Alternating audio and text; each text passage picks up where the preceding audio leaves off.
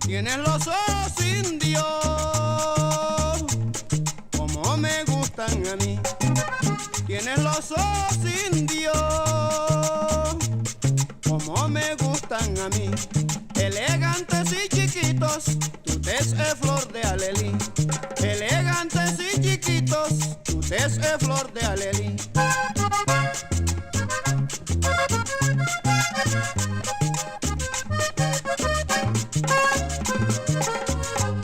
Pero ay, si pudiera arrancártelos de tu faz, en un nicho los tuviera y que me miraran a mí nomás. Pero ay, si pudiera arrancártelos de tu faz, a mi lado los tuviera y que me miraran a mí nomás.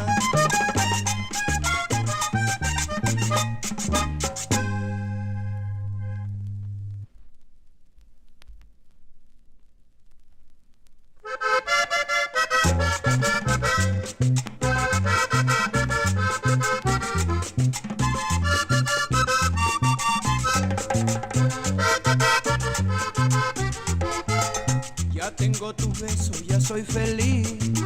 Al fin esta pena se pudo acabar. Ya tengo tu amor, no hay pa' qué sufrir. Solo quiero vida pa' poderte amar. Antes con mirarte recibía martirio. Qué sufrido fui para ser feliz. Hoy que somos novios todo es distinto. Un inmenso amor guardo para ti.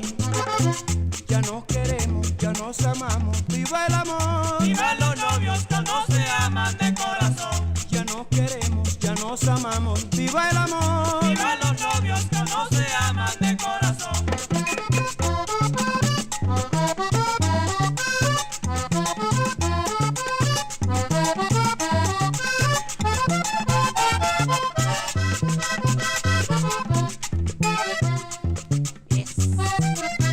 El noviazgo de Juana Montes y Eliezer.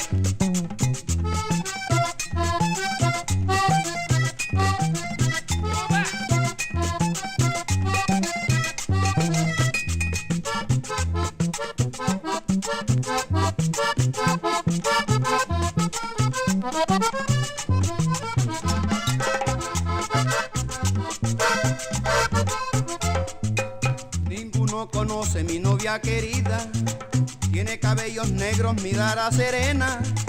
Me siento a morir cuando me mira. Qué ojos penetrantes tiene mi morena. Nunca podré querer como ahora quiero. Todo lo que es amor te lo he dado a ti. Si no me casé contigo seguiré soltero, lamentando mi destino hasta morir.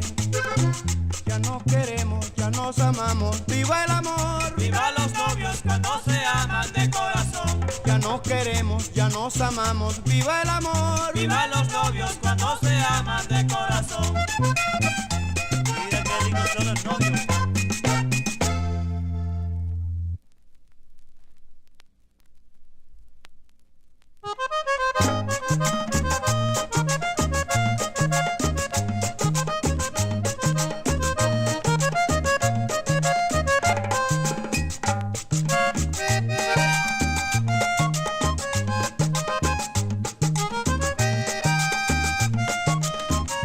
Tienes que tener el corazón de acero, porque no te das cuenta el desprecio que me hace. ¿Cómo sabes que te quiero? Te burlas de mis pesares. Si tu corazón es fierro, yo forjaré a conquistarte. Pero en ti está aquel proverbio que de un bien pagas con males.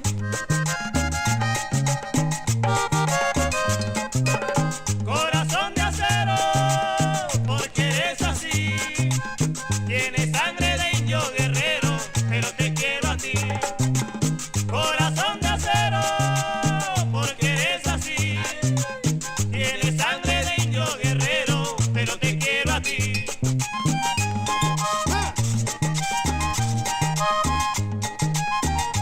Bien.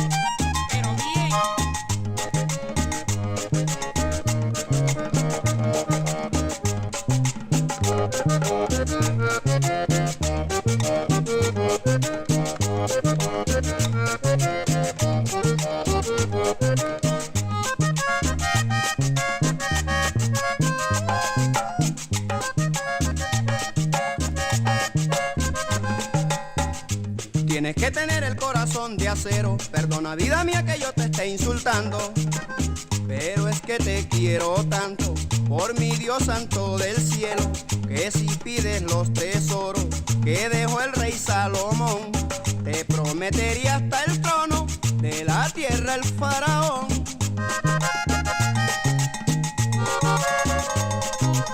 Corazón de acero, porque eres así.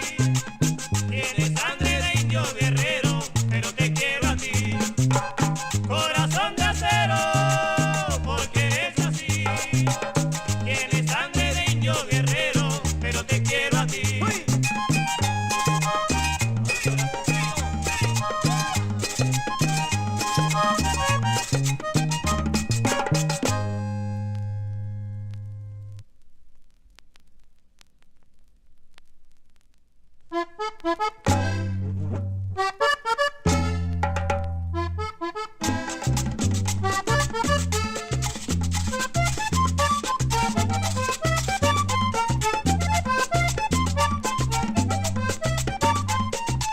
Voy a tomarme unos tragos por la que se fue.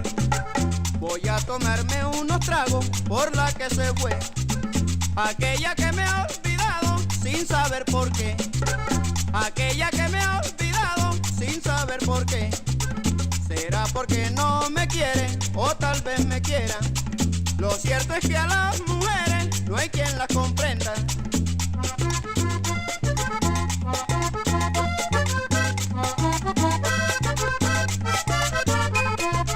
Si uno las trata mal, se quejan de día y de noche. Si las trata con bondad, quieren dominar al hombre.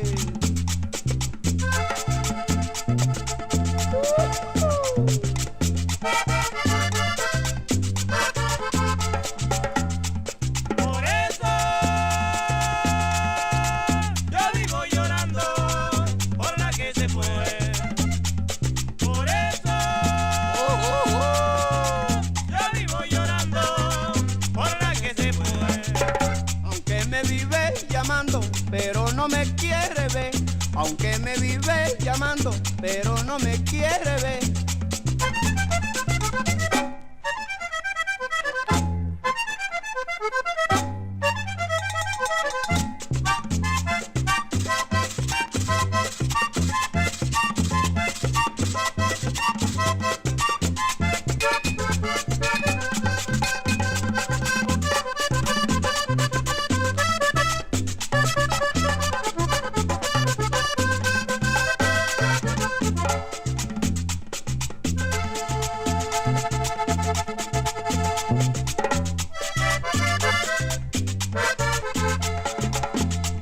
Por eso yo vivo llorando por la que se fue. Por eso yo vivo llorando por la que se fue. Aunque me vive llamando, pero no me quiere ver. Aunque me vive llamando, pero no me quiere ver.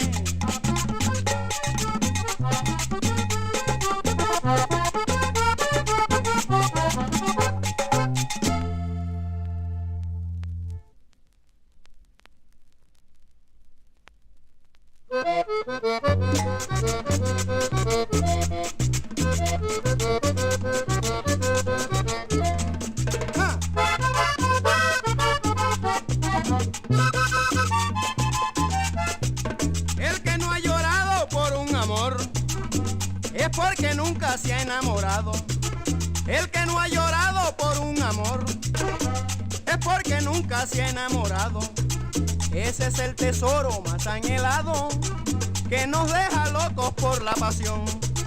Ese es el tesoro más anhelado que nos deja locos por la pasión.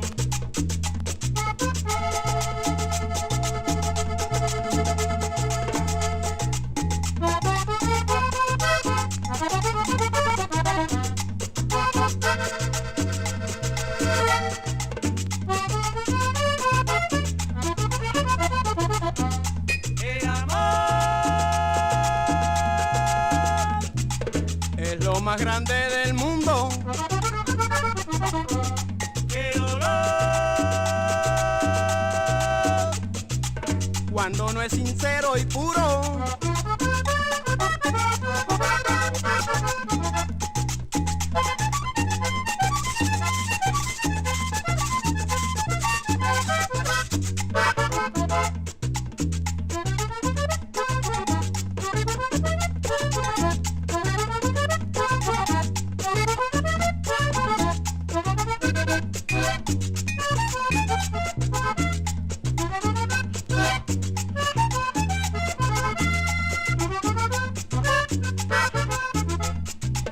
Y el que reniega de las mujeres, ¿será que antes lo han engañado?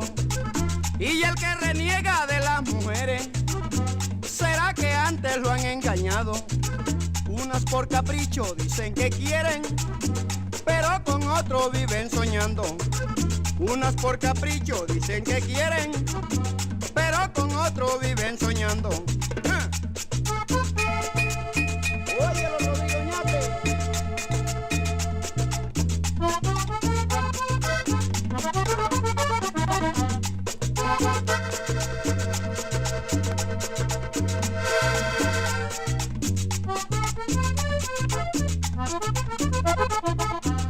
Mi amor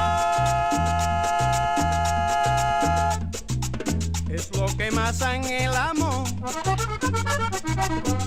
qué dolor. There we go. Okay, now we should have some audio. Es amar I had sin that ser muted, amado. rather. That looks good. Ba-dum-bum-bum. All right. Let's see. Gotta work on something else there.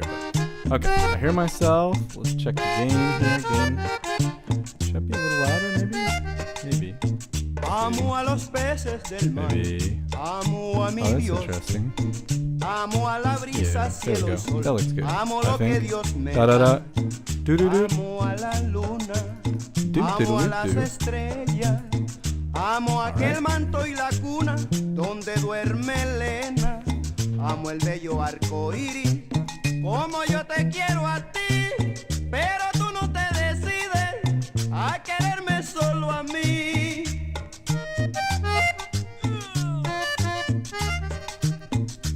Ay, Elena, quiéreme así. Concéntrate en mi querer, que te quiero a ti. Ay, Elena, quiéreme así. Concéntrate en mi querer, que te quiero a ti.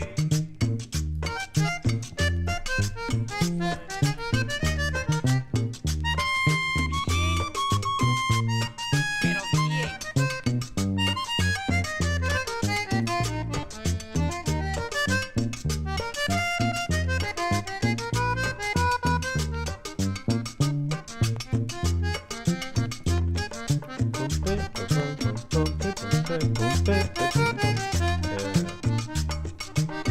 Amo a los peces del mar, amo a mi Dios, amo a la brisa, cielo y sol, amo lo que Dios me da, amo a la luna, amo a las estrellas, amo aquel manto y la cuna donde duerme Elena, amo el bello arco iris, como yo te quiero a ti, pero tú no te decides a quererme solo a mí.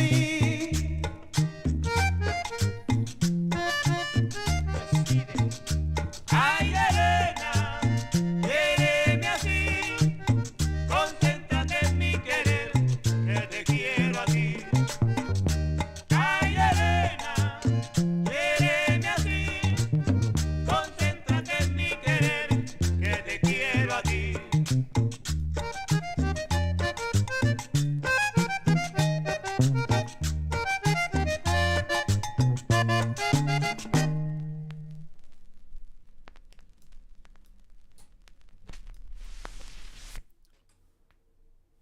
And it returns itself.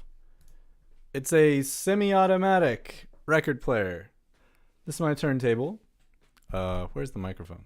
Or I mean the camera. It's over here. Talk to the camera. All right. Hey, everybody. What's happening? Happy Tuesday. We're here. We got the record player going today. And I'm just going to start off with that.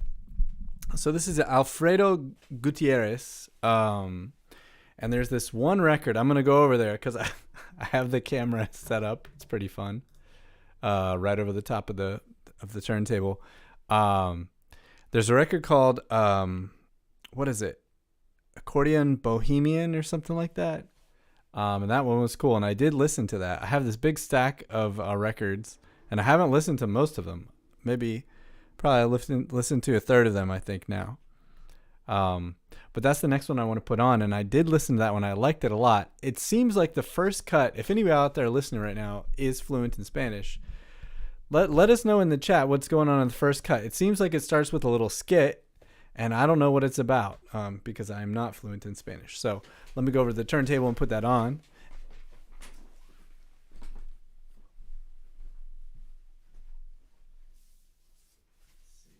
Here we go. Mi accordion bohemio. All right, so first of all, we got to put this one back.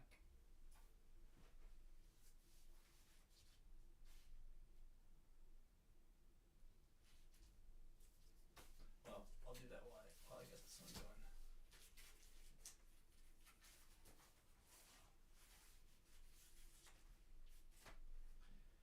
Lado dos, lado uno. Okay. Mi acordeón bohemio.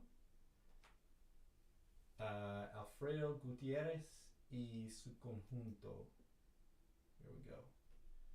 From Colombia. I don't think I have a year for this one. Let's see what we got here. No year, but I'll look it up. We'll figure it out. It's it says Codiscos, Medellin, Colombia. Yeah, Costeño is the you can see that big green Costeño on these records.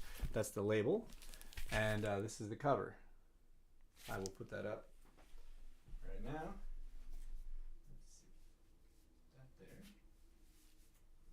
Gently lower this arm here.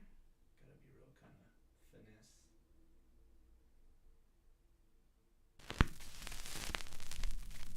There we go. ¡Ay, Abelito! ¡Te fuiste para siempre, papi! ¡Tan lindo como tocabas! ¡Sí! Pobrecita Juana Monte. ¡Ay, Abelito! Óiganle llanto desolado. ¿Quién iba a creer que él era el que le traía los tabacos de pollo? ¡Ay, Abelito!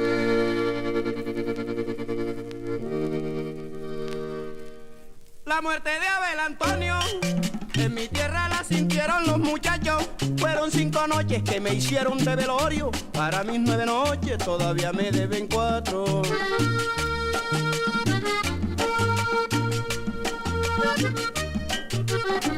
Pobrecita madre mía, con mi muerte lo mucho que sufriste. Abel Antonio no muere todavía. Abel Antonio muere cuando Dios lo necesite.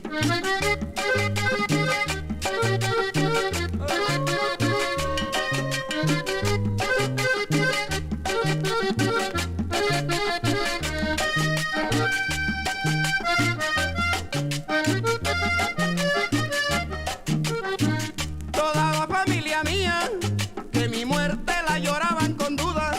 Abel Antonio llegó a los 5 días, se ha presentado vivo para levantar su tumba. ¡Ay! Abel Antonio, no llores. Eso le pasa a los hombres. Abel Antonio, no te pongas a llorar. Que no le pasa al que sale a caminar. El caso lastimoso el que me ha pasado a mí. Para que no le pase a otro, yo se los vengo a decir. Oigan lo que es esto, se acaba entre los ojos. Me gana la muerte, Happy me la gano Tuesday yo. to Ay, you, oigan lo and que to es Mike, esto, se acaba and to entre los Birdie, ojos. and to Me Ann. gana la muerte, who me else la is gano talking yo.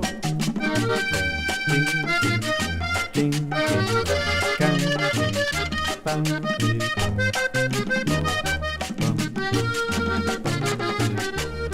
Esa muerte que me acumula para que este negro muera, que no me cabe en sepultura, que yo vivo adentro y estoy afuera. Fuera. How about that groove?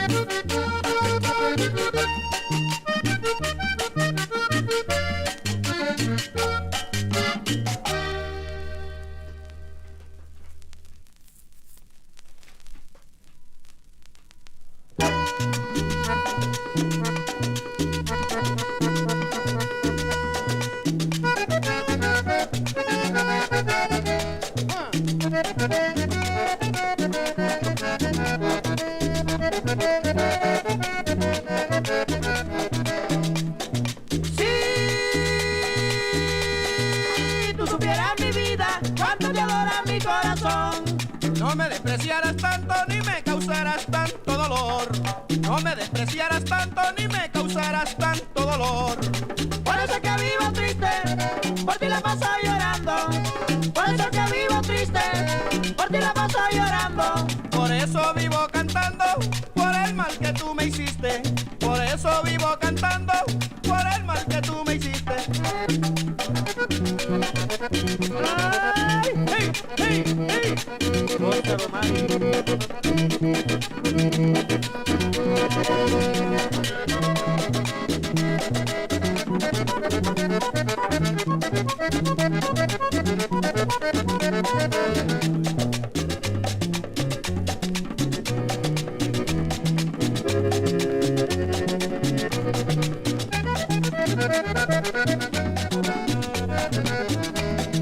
Tú sabes que yo te quiero, que yo no puedo vivir sin ti. Es tanto lo que te adoro, mi gran tesoro, y sufro por ti. Es tanto lo que te adoro, mi gran tesoro, y sufro por ti. Por eso que vivo triste, por ti la paso llorando. Por eso que vivo triste, por ti la paso llorando. Por eso vivo cantando los desprecios que me hiciste. Por eso vivo cantando los desprecios que me hiciste.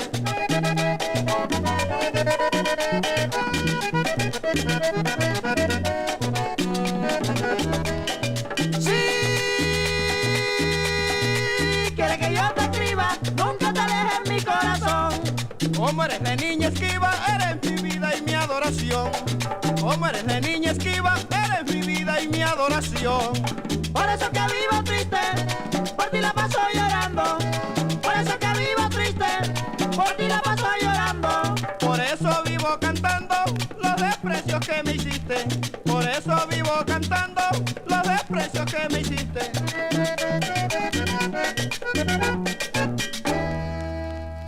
All right.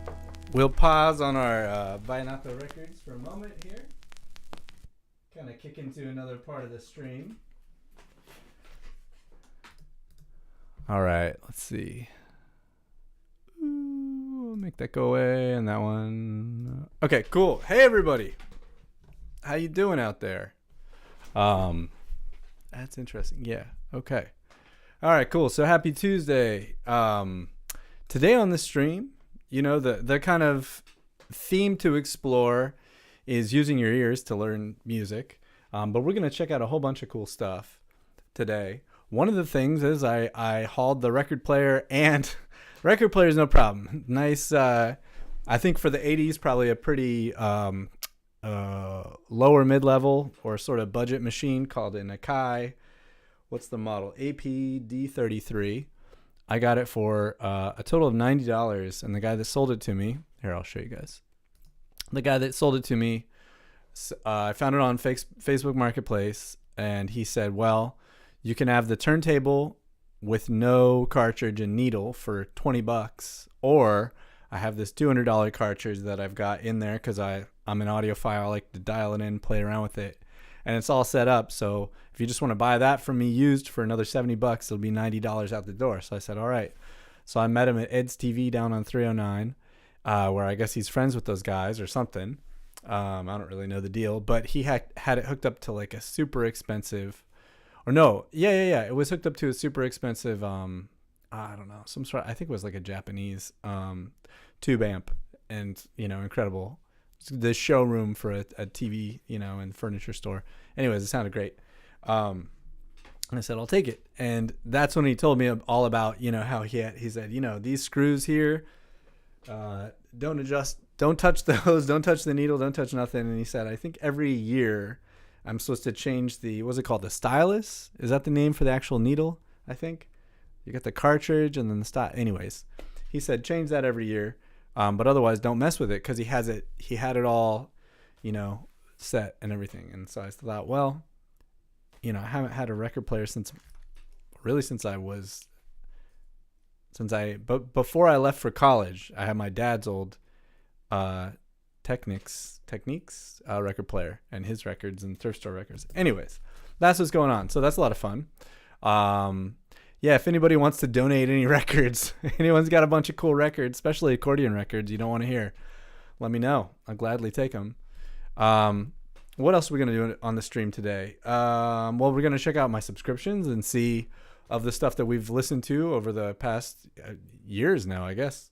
If anybody's got anything important coming up. And I know I wanted to do a little bit more Wynton Marsalis. So let's see. Let's see what I got going on. Oh, yeah. So we'll talk a little bit about the artist that we just heard, Alfredo Gutierrez. Let's see. He was born in... wow, that's a lot here. We got Palo Quemao, Sabanas de Beltran, Sucre, Colombia. He's a Colombian accordion player and singer, famous for winning the Vallenato Legend Festival, which we've watched.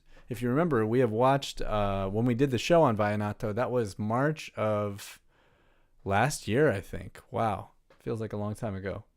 So that would have been a little bit over a year ago. And we watched a bunch of cool stuff on Vallenato and that festival. There was some cool English language documentaries we checked out. He began playing the accordion when he was 4 years old, and in 1960 he started his professional career. This record we just listened to is either from 1972 or 1971, depending on what internet source you believe. It's not, I can't find it written anywhere on the record itself or the jacket for the record. Or sleeve? I don't know. What do you call it? Record. Everybody listening to this stream probably has more. Most of you probably have more experience with records than I ever will in my entire life. If I play them from now till the day I die. But yeah, what's the terminology? Is you got the jacket? Is the sleeve the little paper or plastic thing that protects the record, and then the jacket, is that what actually has all the stuff printed on it? Let me know. Teach us.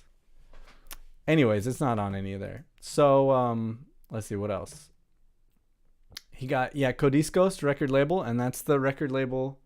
We got Costeño, but then that said Codiscos on it. It was like somehow with Codiscos, the one that we just heard. And he was part of a famous group called Los Correaleros de Mahagual, and a bunch of famous musicians. And I recognize this name right here, Calixto Ochoa, because there's I think 2 or 3 records by Calixto Ochoa that I have here in the pile, in that pile right there. So I thought it would be cool. At first I was starting to sort through them and see if I could put them in a date order. I thought that would be cool to go from like oldest to newest. But a bunch of them don't have the dates, and I didn't feel like taking the time to like research every record. So I thought, okay, well, there are a bunch that are, well, I have like a few artists that are, there are maybe 3 vinyls from. So I thought, well, today we'll just do Alfredo Gutierrez, and then another day we'll do Calixto Ochoa and Alejandro Duran and some other musicians. So today is Alfredo Gutierrez Day, and that's what's up. So we also got some videos from all sorts of parts of his career. I guess, you know, the YouTube era is when he's older. So is there any old stuff? I found this cool one. I liked, this is from the 90s, from 1991. And I like, well, this is cool. I like the get up. I like the drip, as you'd call it.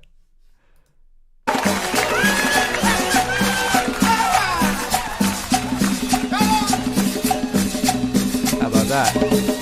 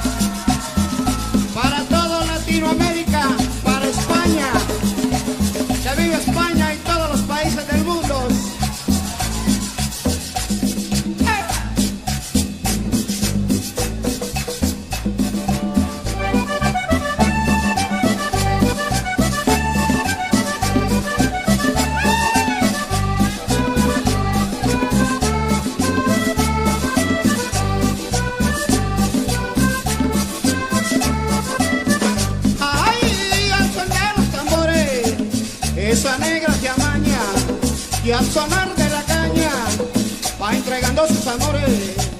Es la negra soledad, la que goza mi cumbia.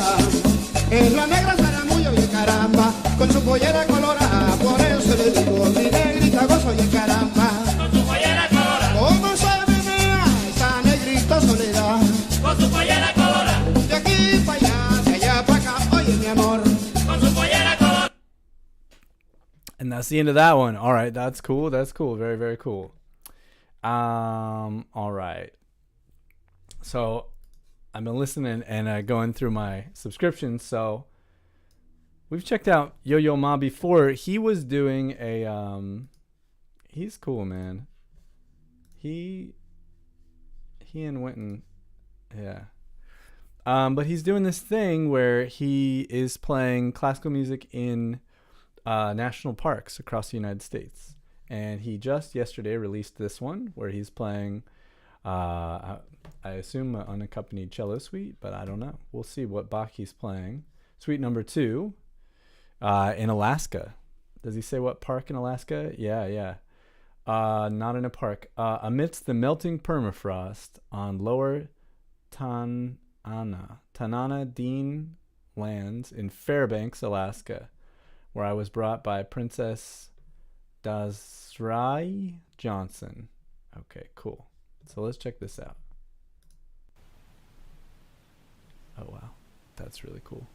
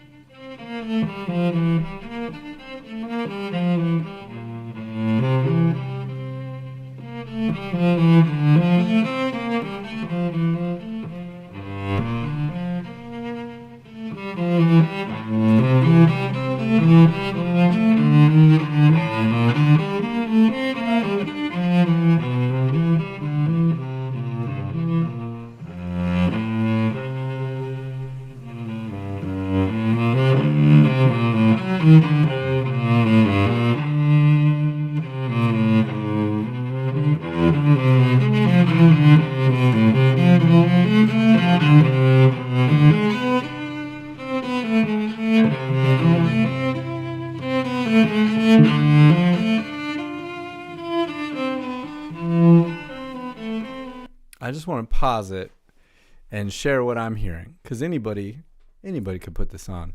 I was starting to really get into the way he kept doing it as his line, dum dee ba ba, whatever it was. As it went up, he would get softer. I want to see if he keeps doing that. Maybe you guys can see if you hear it too. Every line got softer as it went up.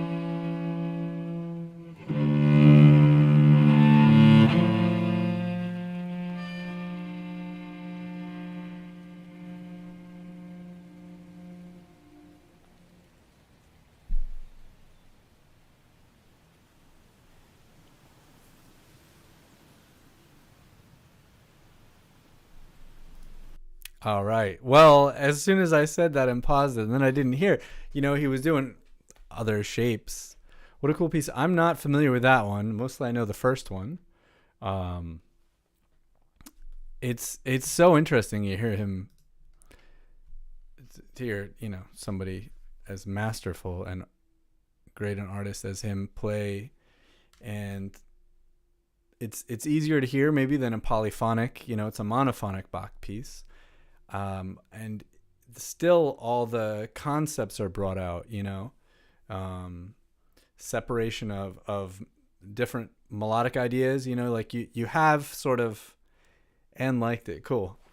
You have separation of, it's not polyphony because you don't have multiple melodies happening, which is mostly what we think about with Bach. But still you have, multiple melodies and ideas alternating between each other, and how he brings these out, based on register and his volume and the attacking of the phrases and all that sort of stuff. So cool. All right. Well, the concept for today is just to talk about ear training, because on the last class we talked about that app called Chet. And on the class before that, or on the live stream before that, we talked about Chet. So here's the Chet app. And so something really fun happened between the last live stream and this week's live stream, which is that I opened up the Chet app and it said, hey, do you want to give us feedback and we'll give you a $25 gift card? And if so, click this link and schedule a time. And I did. And it was a booking calendar. And so I scheduled it for, what day was it? Last week. It was like Thursday or something. And I met with somebody on the team and she asked me questions, how do I use it and all that sort of stuff. And I said, well, I'm a new adopter, but I love it. And I have one student with whom I'm working on various ear training stuff, mostly singing so far. And I suggested it for him and he's doing great on it. And I notice already we're noticing a huge difference. And I can't tell if it's how much is dedicated to the singing work that he's doing and how much is related to the Chet app, but I think they're both a big part of it. And I asked her some questions, she asked me some questions. Anyway, that's cool. So they are planning to go paid, so like we thought, which is cool because it's a great thing. And I told her, and she said that the team has heard the feedback before, but the app itself it's like Duolingo sort of. It's set up, it's gamified, right? So I'm almost done. Let's see, I did 2 levels today. I have, 1, 2, I guess 4. I don't know if there's a level. Yeah, there must be a level on the flag. So I have 4 levels left. But it's gamified, and I started at level 1.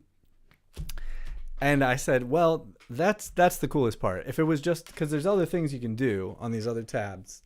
There's practice and challenge. And those are kind of these infinity, just keeps going and going and going.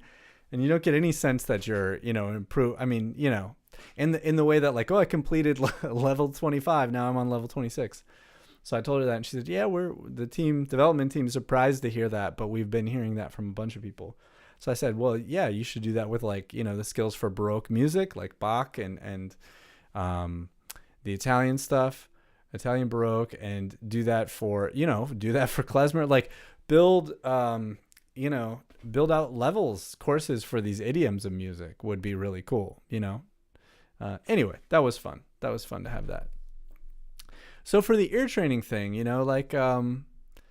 we learn so much from our ears that we do not get from reading music.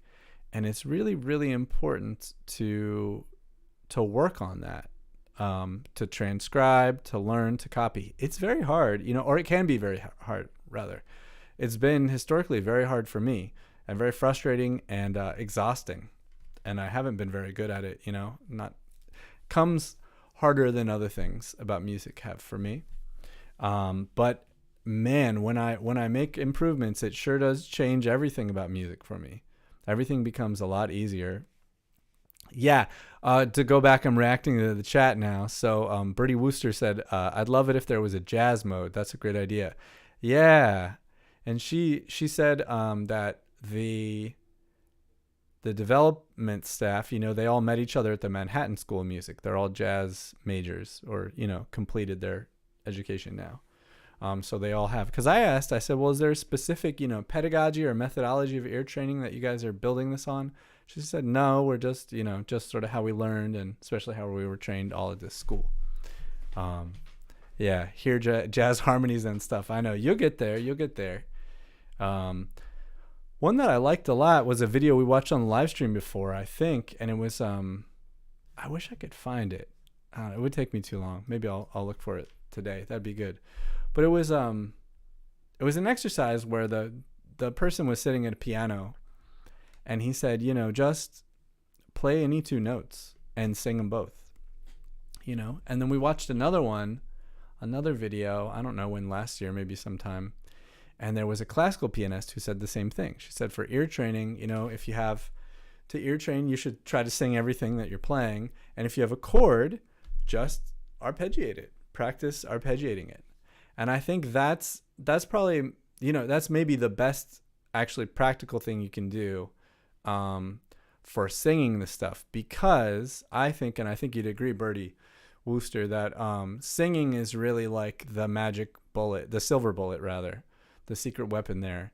These apps and stuff for are good for testing us, and they're good for helping us add the intellectual information, the naming stuff.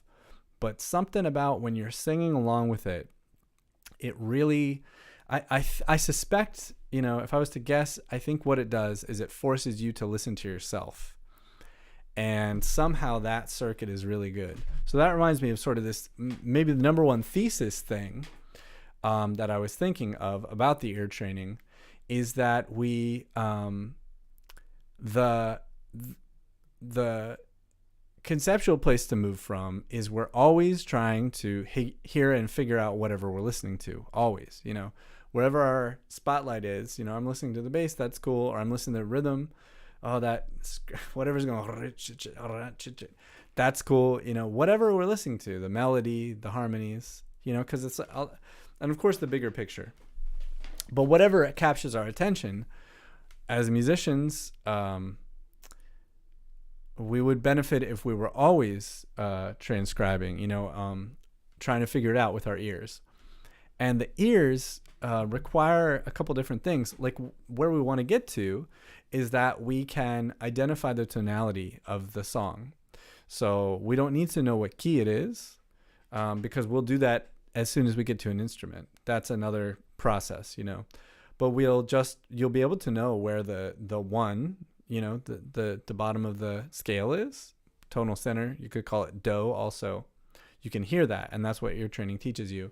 And then you can label it and identify it all with a movable do. So bum ba da da ba bo ba bum ba da da da bo ba bum. That's kind of like one of the melodies, the Vallenato melodies were heard. Ba ba. That sounds like the do to me. Ba da ba ba bo sounds like the seventh note right below the ba boom ba ba ba. Sounds like the second note. So if I use numbers, I could say 1111727, which is it's multiple syllables and a little weird. So that's why I think solfege is very, very useful too.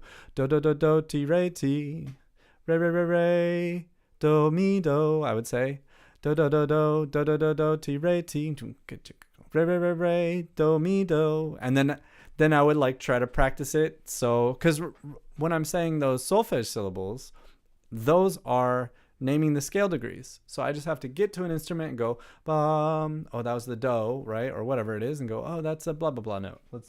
Let's see. Here's an accordion. Bum.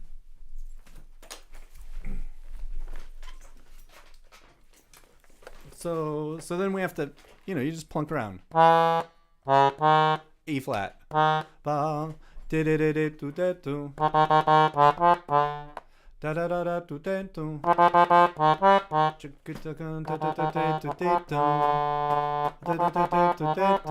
You start there. Those are things that we want. We want to be able to do that. Because that is speaking the language. It's like how you yearn when you're studying a language. I'm working on Spanish, I'm working on French, I'm working on German, Italian, whatever it is. I really, really want to get fluent. This is being fluent in music.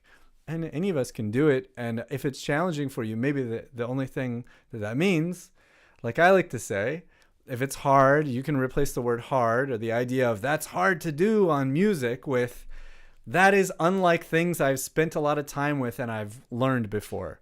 It's very dissimilar to things that I've learned to do before. And if something is easy, I think that it's fairly accurate and very compassionate and helpful to go, it's easy. That we could also call that and say that it's very similar to things that I've learned to do before. And I think that can take the edge off. There's all these like little mental games to play to keep us have positive self-talk. There's so much content on YouTube, but I have my favorite channels for stuff like Noah Kelman. He's an amazing pianist. There's another amazing pianist that I won't name, but I found myself starting to kind of get bummed out, a little what we might call triggered by it, because this musician, in my estimation, they're fantastic. I love what they play. They seem to have phenomenal skills, and I like the music that they like, a lot of it. But a lot of what they're expressing, and there's a subtext to it, so it's like, oh, this was so good it made me want to quit playing the piano. And that maybe that triggers some of the things, like I dropped out of college, music school, and I was going through a bad time, and I had a lot of low self-esteem around that. So maybe that triggers that, but I don't want to hear that. Like it's okay to hear somebody that can do something that we can't, and not have to think that that's not the vibe that I'm into. It's cool to hear people do things and be like, wow, I could never do that, and not feel like I'm not worthy or like I have to give up this thing that I love, for that. It's okay, and that's good. I think the world would be a strange place if we didn't have, if we were always at the top of the hill. It just doesn't work like that because we have I don't need to explain it, but I just want to say that that's an interesting sentiment as well.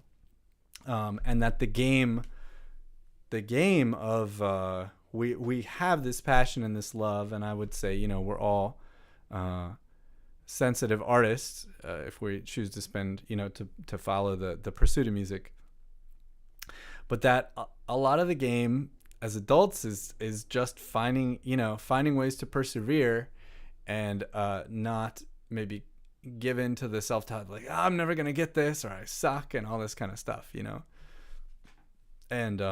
and so staying positive is good.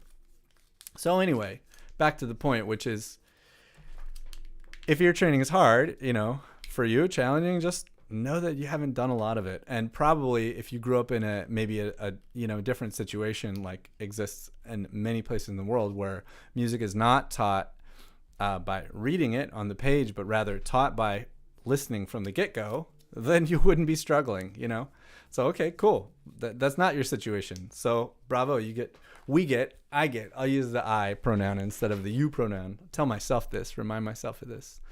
Cool. What a gift that I get to explore this. What a fun thing that I get to do. Cool. So as far as what I would say the most important skill set is for ear training, it would be, and there is one, it's pitch matching. Pitch matching. So what do I mean by pitch matching? Pitch matching means that we're interacting. I like this idea that even active listening is a way of playing along. And I think that's very philosophically important, mindset-wise, The idea that by actively listening and figuring out, really working to figure out what we're hearing, exactly the pitches and the rhythms and stuff, the harmonies, that we're playing along with it in a way, because the musician is here, it's not, the music is here, and then it comes out through, maybe, if it's not coming out directly through your voice or something like that, or your hands, then it's coming out through a machine, but it's still coming from you. And that's where the music is happening. So when we think about it that way, so what pitch matching is, which is the number one most important skill, pitch matching is just hearing a note and then singing it and matching it. And if we cannot do that, then we can't do anything else. That has to be the first pursuit of music. And getting better at that already unlocks so many doors, improving that. And it's not hard to do, And so we can do it anywhere at any time. But especially if we wanted to make an exercise, like a suggested exercise that I have, is to be creative and be active with it. Practice something where you can listen back to yourself. That's really good. So if you are technologically advanced, working inside, like I've showed you guys, working inside of like what we call DAW, like GarageBand, is the best for this. Because you can see your progress, you can record multiple tracks, you can do all kinds of stuff. But if not, you can just use your phone recorder to listen to yourself, to record and listen back, because you do want to hear yourself.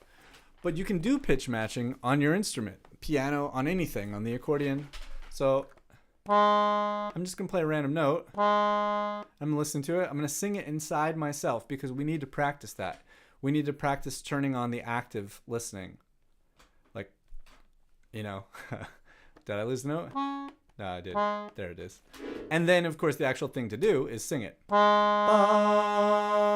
And then randomly. I'm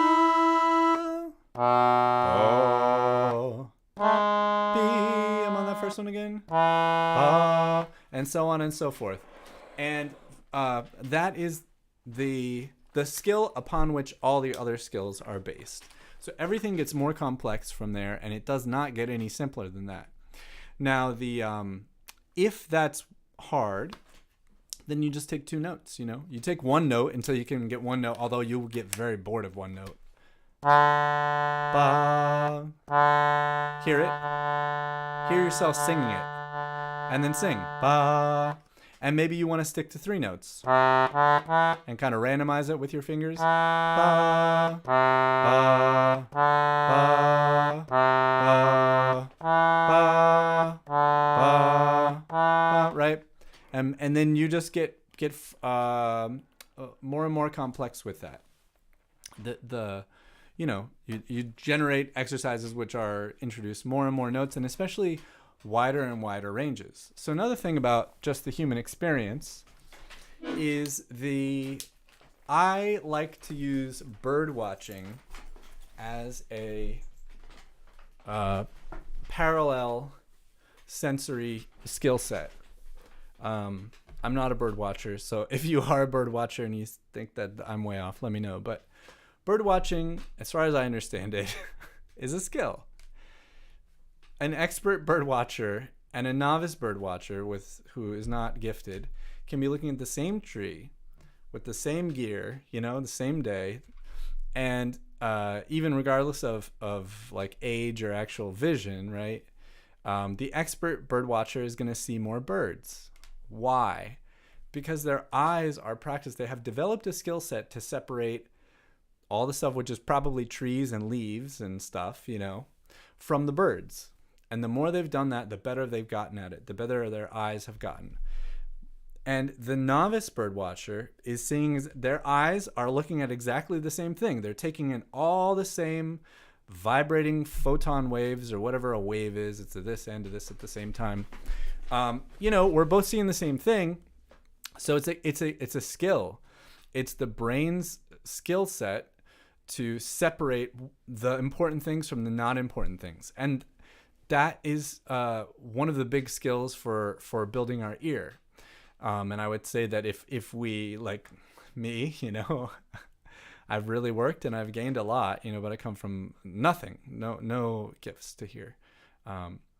and taken me a while to really kind of even figure it out. But it's the same with listening. So just like, what you and I, maybe I have a better ear than you. I don't know. Maybe I don't. Doesn't matter. But if I did, then it's because the same thing. We're hearing all the same frequencies, but I have more skill at separating out the things that my brain thinks are important, And so starting from the pitch matching thing, the various frequencies are going to be. So very often we excel at hearing the ranges that we're familiar with. So if you were a piccolo player, piccolo, is a little tiny flute thing. You'd be better at hearing those notes that a piccolo plays because you'd have a lot more experience listening up there. And if you were a bass player, you'd have a lot more experience and skill set hearing low stuff. And maybe like a piccolo player would probably, if they hadn't worked on it, would have a challenge to hear the bass. So I say these to support you in your efforts, to say like it's, these are skills that we build, and we need to teach our brain, hey, listen to these low frequencies. And not only that, but pick out from all of this vibrations and sound that is in music, pick out the frequency that we can identify as the actual root, the strongest sound of the note, the one that we could find on the instrument. Because the brain really is hearing, as we've talked about before, one single note, ba, is really a humongous chord full of overtones, mathematical vibrations, it's a real thing. And like I've shared on a previous stream about the accordion, how the accordion throws off a ton of overtones, and jazz musicians who are not used to hearing the accordion play harmonies, my experience is they don't immediately hear it. They're not really, they don't know that I'm playing, this, there's a minor major 7 in that chord that I played, and they should pick up on that, and if it were on another instrument that they were familiar with, they would hear it, but the better musicians that I played with, or better hearers, more experienced hearers have, I noticed changes, even in one set or something. So this is all to support you, and just to define what I think is the very first skill to practice and to get good at.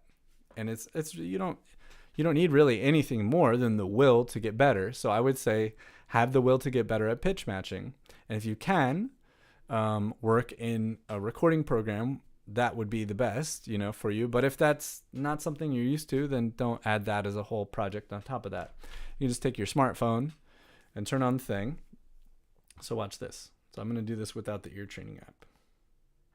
So I'm going to go to my voice memos on my iPhone, and I'm going to record myself.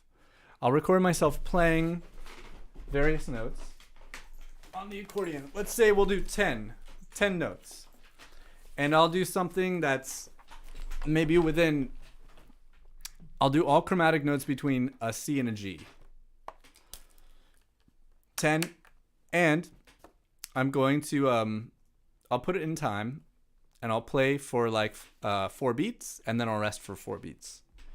And when I rest, you'll see that resting is when I'm going to sing back and practice over it. So, okay. So here we go. 1, 2, just playing. Well, you can see, I want you to see that it's recording. It's recording right here. Okay, here we go. 1, 2, 3, 4. 2, 3, 4. Rest.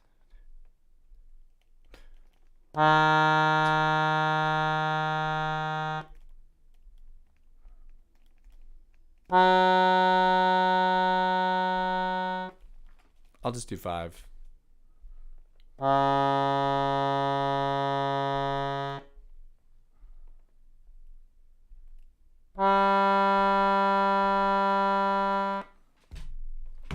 Okay, now I'll stop it. And so I've just made an exercise. So I'm going to play this back, and then you can do this a number of different ways.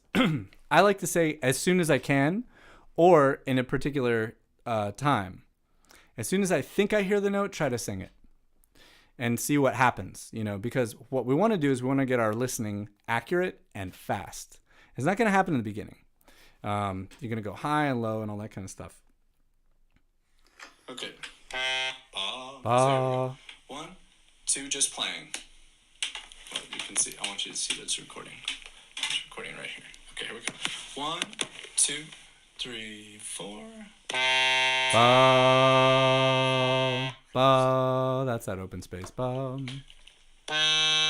Bum. Bum. Bum. Bum. I'll just do 5. Bum. Bum. Bum. Bum. Okay, now I'll stop it. So that's the exercise. And I would do more than that normally because that's too few. I would do 10 or 20 or something in a row. Make my own exercise. And then, in a day or two, I'm going to feel like I have those sounds memorized. So it's not really so much of a listening, reacting challenge anymore. It's gotten to the point where I've memorized the thing. So my brain pulls up a memory of it. And that's a good skill, but it's not what we're working on. So I would re-record it. I would do a new one. Or maybe my skill set's better. So I can move out of 5 notes and go and add further ones or higher or lower. Or maybe that's too hard, which definitely happens to me. The little exercise that I made is too hard and I need to go back and do something easier. So 5 notes, and with the chromatics is harder, then I would just maybe stick to a single key, like all the white notes and 3 of them or 5 or whatever. So that's a simple exercise that keeps you engaged and creative and feeling ownership of it all along the way. You have complete agency of this, which is really important. To make your own exercises, to understand what it is you're working on, to have the flexibility to build and add and deconstruct and take your exercises in one way or another. Very, very, very important. So, okay, so that's the first step, and from there, all the other stuff can follow. So, when you spend time with that skill, you'll know probably when it's time to move on to fancier stuff. But from there, you could see a pathway to being able to hear melodies and sing them back, right? So if you can sing one note, and then another note, disconnected, and another note, okay, then that's the first step. So it's like a single note melody, and then a new single note melody, and a new single, right? So then you could go on to 2 note melodies, and then 3, and then 4, or there are various ways. But you can see how additively the next steps would be more and more complex melodies, which means, okay, I'm listening to the more complex melody, I'm singing it in my head, and I'm singing it back. And the first step is pitch matching. So we don't want to do anything else unless we can actually sing accurately the exact frequency, And if you have, like, this is a muscle and the ears are a skill. So if you're a little flat or a little sharp, that's okay. That's going to get better over time. But there is, you're either on the note or you're not on the note, flat or sharp. So make sure that you can do that. And then after that, the next skill is, once you've got, like, I would say probably something where you have a melody in a key, in an identifiable key. And this is where an app like Chet starts to come in handy, or it can help. Is you can identify a key center, because that's what we want to work on. We want to start to feel what is the tonal center and how the various notes feel against that, because they're always going to feel the same. So for example, a melody that's going 1, 2 in whatever key that is. Let's find out what key that is. Bum. That's C major. 1, 2. A melody that sounds and feels like that I can identify as 1, 2 in C major, I will be able to identify in any key. It's going to sound and feel the same. And that's how it works. It's like the equivalent of a shape. Like if I can identify a blackbird in a tree in Pennsylvania, my brain should be able to identify a blackbird in a tree in South Carolina. A different tree, a different place, but the shape of the bird is similar enough that I can recognize it. That's my metaphor here for us. So like that, and that sort of shape, which has a lot to do with feeling. There's a je ne sais quoi. I can't explain to you how it works right now, but you'll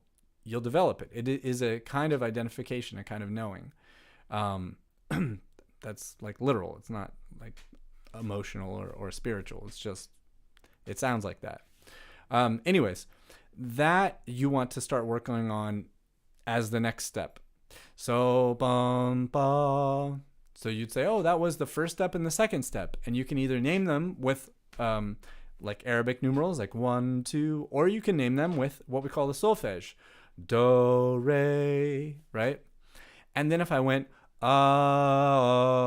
then you go, okay, that was the second step and the first step. 2, 1. And so you're using your brain to figure that out.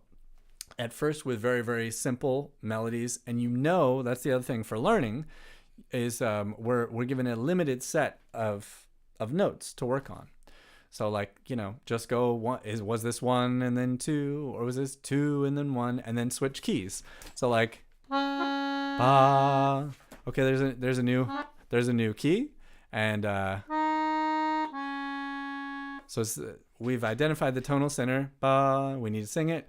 But singing is always the first thing you want to do. Sing it in your head and sing it out loud. If you can't do that, you won't go any further. But when you can do that, then you can loop it. It's just that's the most necessary thing for everything else. So you listen to it in different keys with the same relationship, and then you just start expanding and get more complex. And at a certain point, you'll be able to do simple melodies, and you want to work on different rhythms. Bum, ba, de, ba, ba, ba, bum. That's a melody based on the first 3 notes of the major scale. And you need to first sing it back. And you have the benefit of having heard this before, but that can also be a negative, because I think that there's a certain way of listening to music that, there's a way of listening that is actively always listening sort of with a singing voice. Like Jason Anik, the violinist, told me this once a few years ago.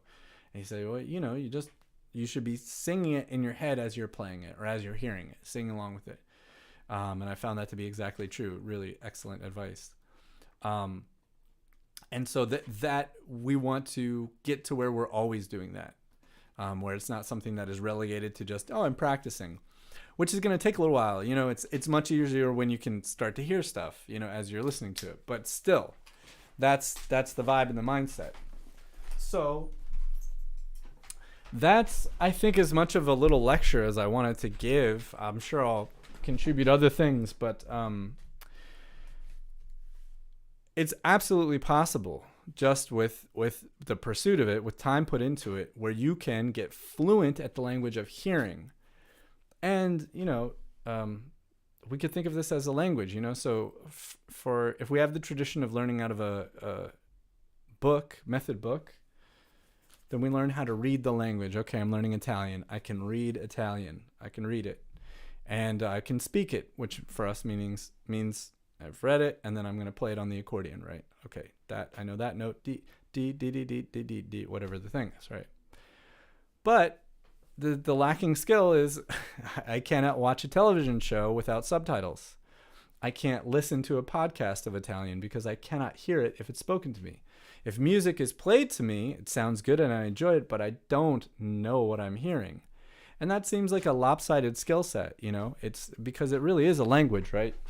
And that part of it, that skill set, helps everything else so much. That one, it's not for me to say what's the most important, but I would say that it is maybe the most important.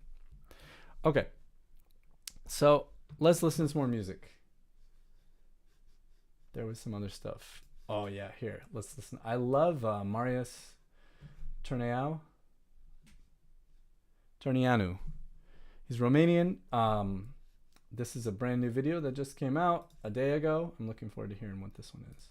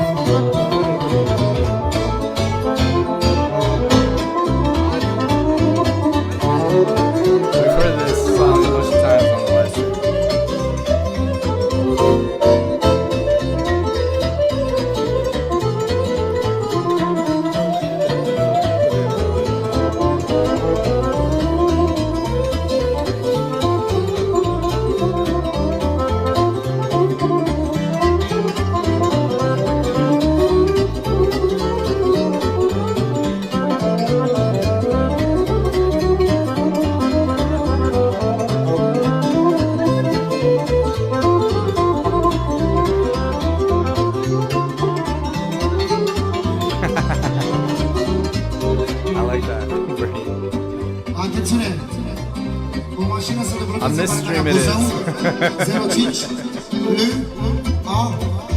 Le AS. O mașină cu numerele Buzău Las. Să debloceze partea. Mersi.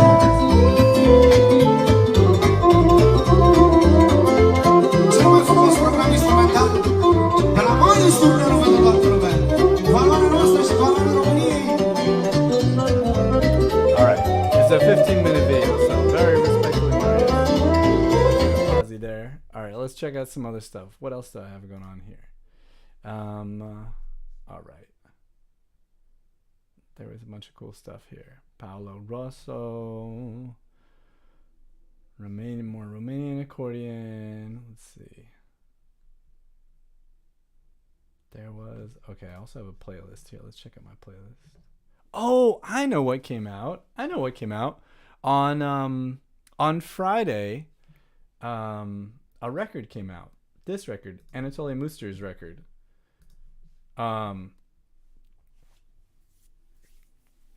So he's like, you know, internet famous, accordion player around the world. He plays in a very contemporary style. And he has like this EP that came out. He was releasing little pieces of it. And the full EP came out on Friday. So let's see, let's check it out.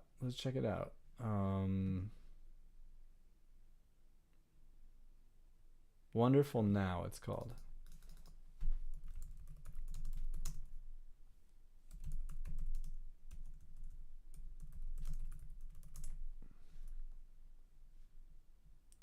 I'm just looking for the whole album, so I gotta play it in order.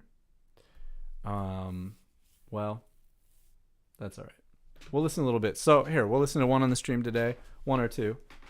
Let's check this one out with Louis Cole. Louis Cole is a drummer who drums in, like, I don't know, I was trying to call it like new fusion or something. I don't know what you'd call Louis Cole's genre, but it's definitely got a lot of musicianship, a lot of skills, a lot of jazz, but it's very pop as well. Hey man, I tried to record some drums on this track and they're not very good. I just couldn't make it sound good. I don't know why. I think it's because I suck.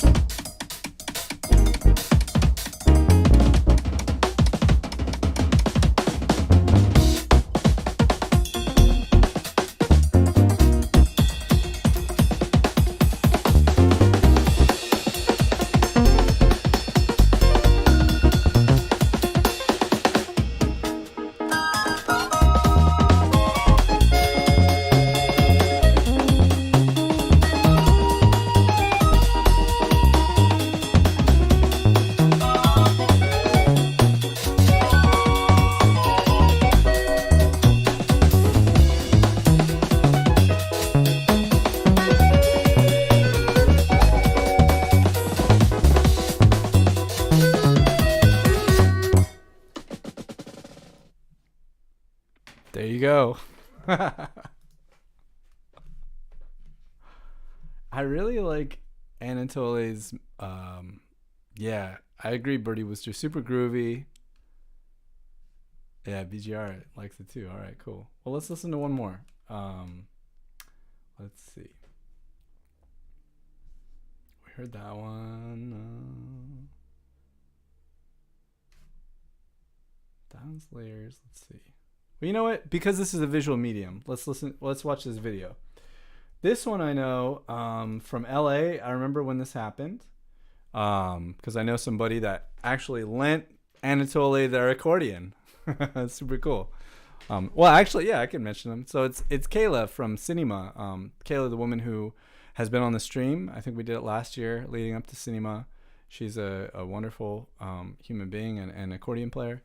And she plays C System. And so does Anatoly. And I guess he was in town to gig with Lewis Cole. And he didn't want to fly with accordion, so he borrowed one. So here it is. This is from September of 2023 on Kayla's accordion, which I think might be the Honer, the old Honer that she has. Yeah.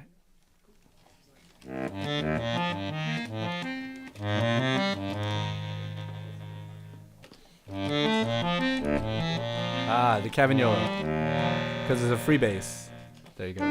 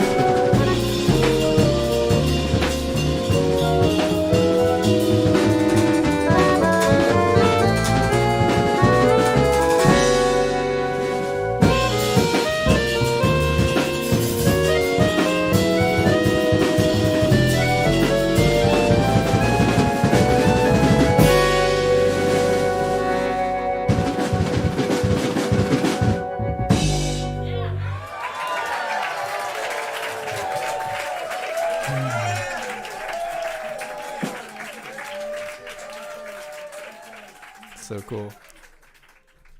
All right. Nice. All right. So that's Anatolian or Anatole? I don't know. I don't know if you say the E or not. But yeah, bad musician. Okay. So here, let's go a different direction. So on the last stream I mentioned this this video that we listened to. I think in high school we listened to it.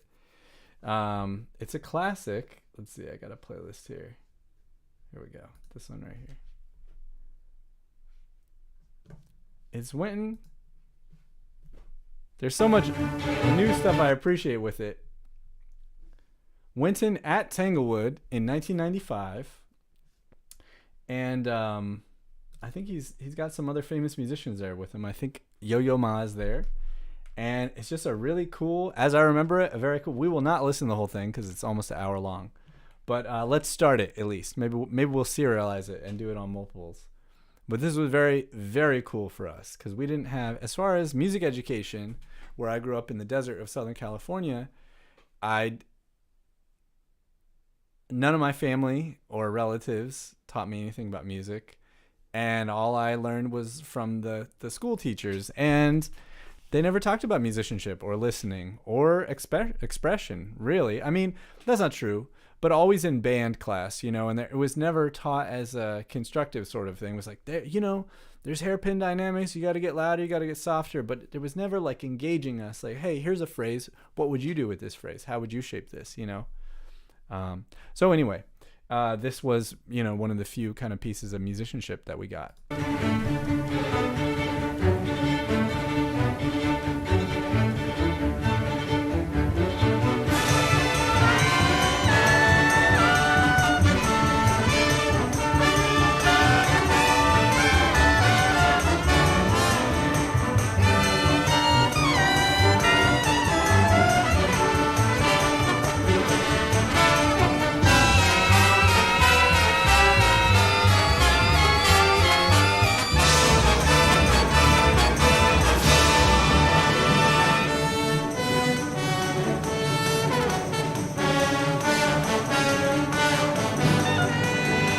Has anybody in the chat seen this before? Seiji Ozawa!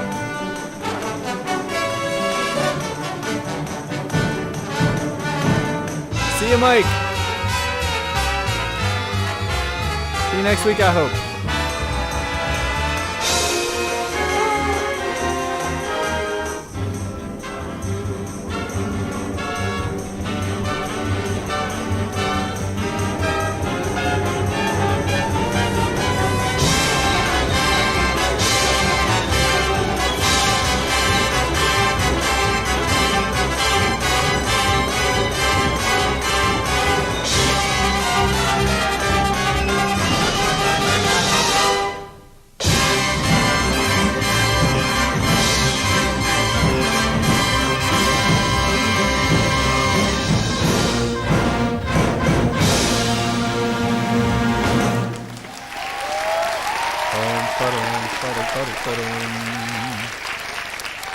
Cool. I'm Wynton Marsalis, and this is my jazz orchestra. We're in the Birches of Massachusetts visiting the maestro Seiji Ozawa and the Tanglewood Music Center Orchestra. We've brought these two ensembles together to hear how fundamental elements of music are shared by different musical styles. Seiji Ozawa, I think he just passed away. I believe so. Passed away February 6th of this year, yeah. Okay. All of the music we will examine tonight is from the Nutcracker Suite, composed by Peter Ilyich Tchaikovsky. And we're fortunate to have an American version of the same piece arranged by Duke Ellington and Billy Strayhorn. We'll be using this music to study the most basic component of music, which is rhythm. Now, many of you may think that melody is the most basic because that's what we recognize, it's what we remember. The melody is the song, for example.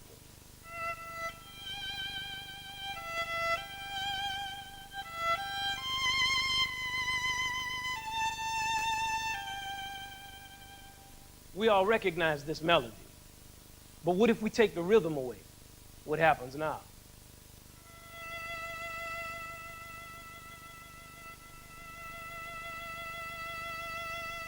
You see, we can't go to the next note without creating some type of rhythm. No motion, no rhythm. No rhythm, no music. Now, let's take the melody away and see what happens.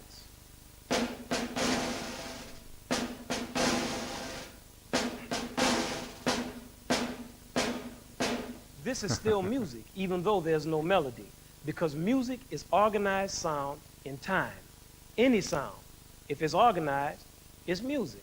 It could be you beating your chest like.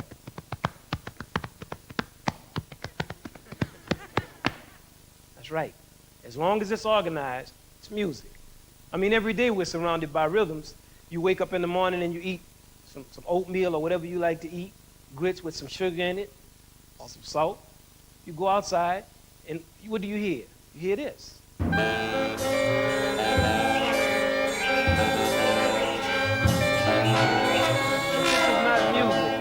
This is not music.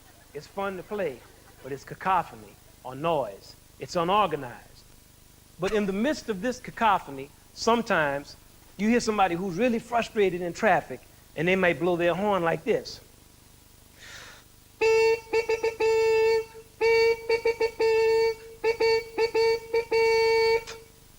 Well, now when you hear that, it makes you feel good because it's music. Now actually, we don't have to look outside of ourselves to find rhythm. We live with a rhythm machine inside of us. Now who can tell me what that rhythm machine is? What is it? Heart. That's right, it's your heart. Now we have a what? A heartbeat. So we could say a rhythm indicates how alive we are. If our heartbeat stops for too long, we don't have to worry about learning about rhythm. That's it. Now when we go to the doctor will do this. It's feeling for our what? That's right, our pulse. And what does our pulse sound like? Don't, don't, don't, don't, don't, don't, don't, don't. Our pulse is a steady beat. It's like the seconds ticking on the clock. No accents and no rest. This is organized, but it could hardly be called musical. What if everything in our lives was without rest or accent? This is what a busy avenue would look like. How would cars run on that? Now, what if we spoke like, I am going to the store to buy something to eat, but do you know what happened to me last week? A terrible thing, but soon I will run out of breath. You see, music is the same way. You see, we need accents and rest to perceive the organization of this avenue. Aha. Now we could drive on that. You see those lines? Those are the accents. And you see the stop sign that lets us know it's time to rest. Regulates the traffic. Rhythms are the same way. You need accents and rest to perceive the organization of a rhythm.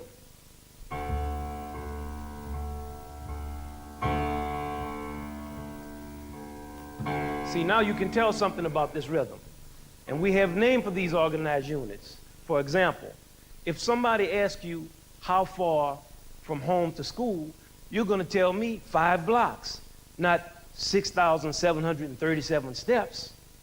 Or you might say 10 minutes, not 600 seconds. You organize the distance or break up the time to understand it. In music, we organize the beats, accents, and rests into something called meter.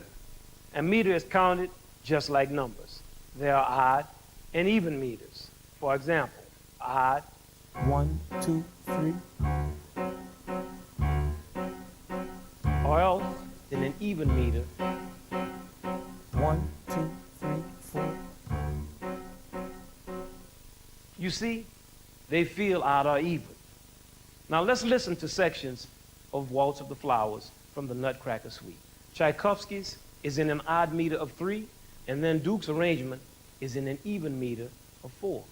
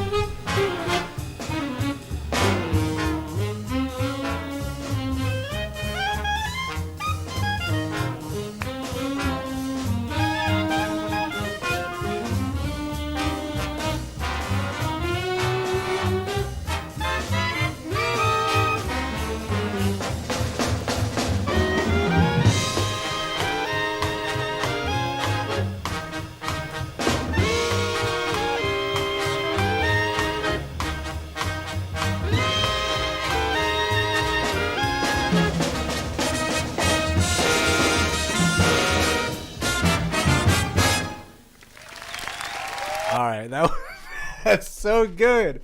Oh man, it's so good. I did a what is today? Last night I did a class on rhythm because the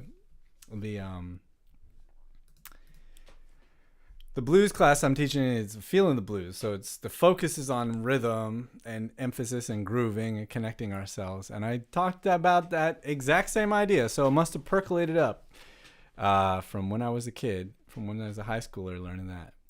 That if you don't create emphasis, he called it accents, you don't have a groove, you don't have a delineated form, and we can create patterns, which we need, like the pianist did, playing 1, 2, 3, 4, 1, boom, boom, boom. Anyway, very cool. All right, what else do I have here? So yeah, let's watch some videos. That music's so good.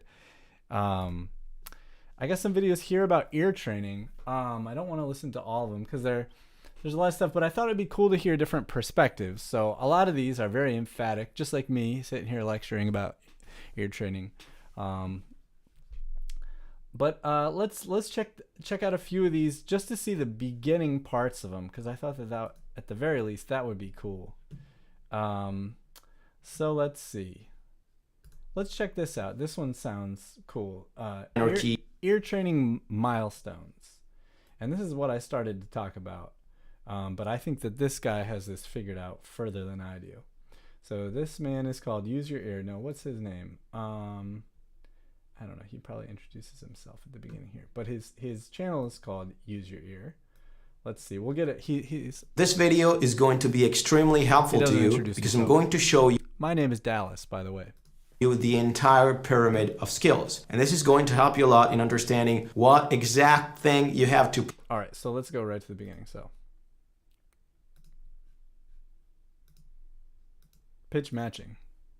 What exercises you should absolutely avoid based on those scientific findings. So don't wait, click on the link in the description section below. First essential skill in your training is pitch matching. So what is pitch matching? Pitch matching is I already talked about pitch matching. Let's go to the next one. What's the next one? Okay. Yes, tonality. That's exactly what I said. I swear I haven't watched this video. Etc. So what does it mean to have a basic mental representation of the tonality? Cool. Well, it means I'm thrilled to hear this person has the same order of importance as I do. Being able to imagine a major key, to being able to understand what's the tonic of the key that you're listening. That's right. Okay, what's his third? After that, let's see, what do we have after that?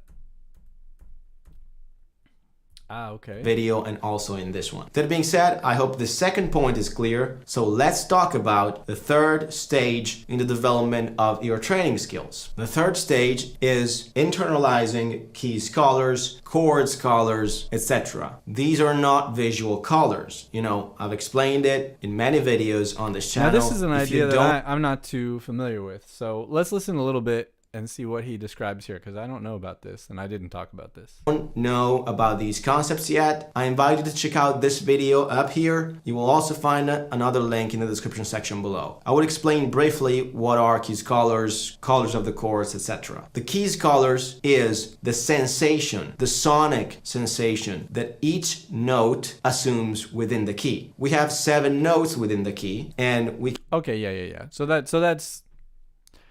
To me, I wonder how that's different than 3. Maybe or different than 2. So maybe 2 is just like, okay, after that, then the student starts to learn that there is an idea of tonality. And then after that, then you start to actually work within the tonality and hear that bum, bum. There's a video I watched where, let's see if I can find that one. Is it this one? He has a cool... Yeah, it's this guy. So this is Max Coney. So I like Max. Max has a very you can do it kind of vibe that I like a lot. So here, let's see, where does he get into it? All just like that. This is a specific one, and it's one we're going to focus on today, and it's called the tonic. Tonic means the home note, the generating tone, the key center, the resting point of a scale, of a mode, of a key, of a song, the tonic. And the tonic has a particular feeling state associated with it that has this quality of restfulness or completion or stability or whatever you want to call it. And that note, we're in this restful quality to it. And we can look at a couple examples. So say we're in the key of F instead. Let's see. There was one. And music. So starting with the first level based on scales. This is just what we've been doing. It's playing a scale from any key. Say we're in C right now. Major scale, ascending or descending. And then hearing, and actually I mean bringing about the feeling of this note within yourself. Of course, it's attendant with this particular pitch, in this case, like I described earlier, but it's the feeling that will precipitate the note itself for the given context. Now you can use any scale for this. It doesn't have to be C major, of course. It could have been F minor, it could have been A Dorian, could have been E harmonic minor, whatever it happens to be. So long as there is a tonal center, a tonic, that's what matters. And you play the scale up or down until the note right before the tonic, say we take E minor.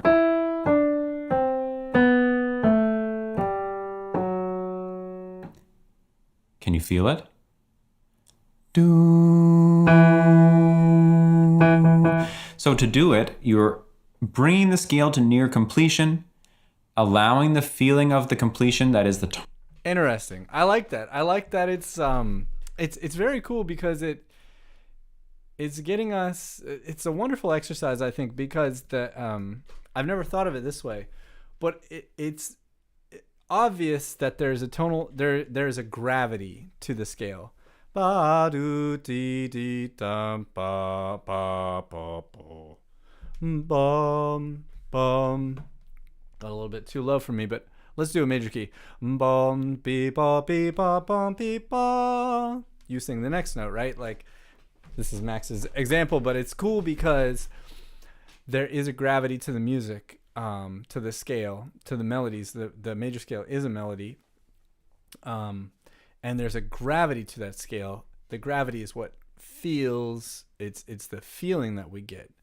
Bum, ba, bum. We can feel, if we've established the tonality, and I went from the first note to the second note back to the first note, it feels a certain way. If I went up to the fourth note, bum, be, ba, ba, that feels a certain way. I like this method, and these are like super elementary approaches. These are like the very first steps to do that Max has shown us, but that's cool. I'm gonna subscribe to Max's channel.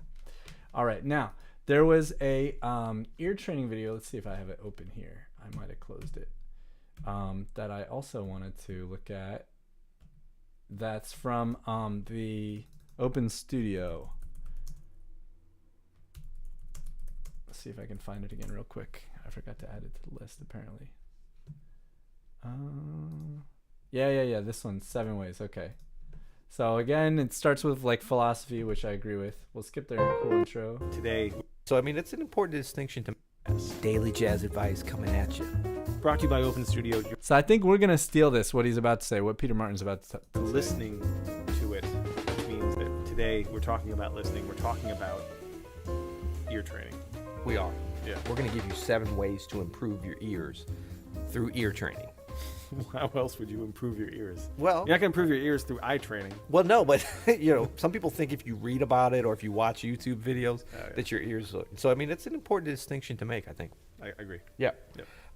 So 7 ways to improve your ears. Did we miss a part? Let me see. There was a part that I was hoping to get. Let's see. I was trying to skip just the motion graphic.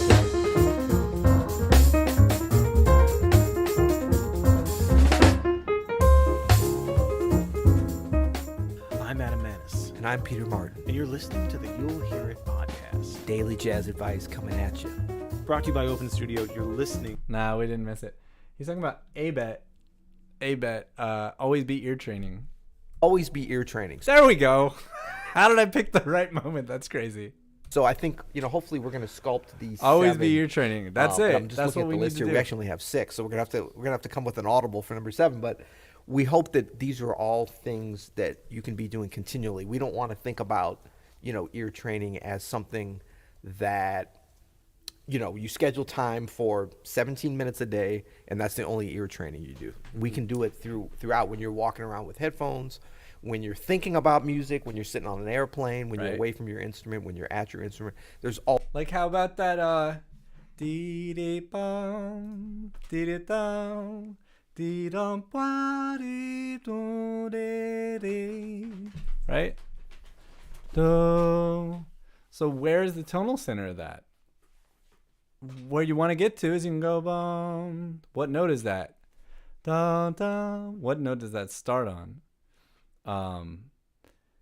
That's where we're headed, and it's really interesting. There's also another fun thing to do. Like, if you, a lot of times we'll just hear a note, even if it's not associated with the melody we know, we'll hear a little fragment, and even if we're not starting on the tonal center, the first note of the scale, we'll know what it is. It's interesting. It means that, like, we're hearing what's implied, I think, to my mind, is that we're hearing more than we think we're hearing. You know, when we're hearing a single note, we're also hearing its tonal center.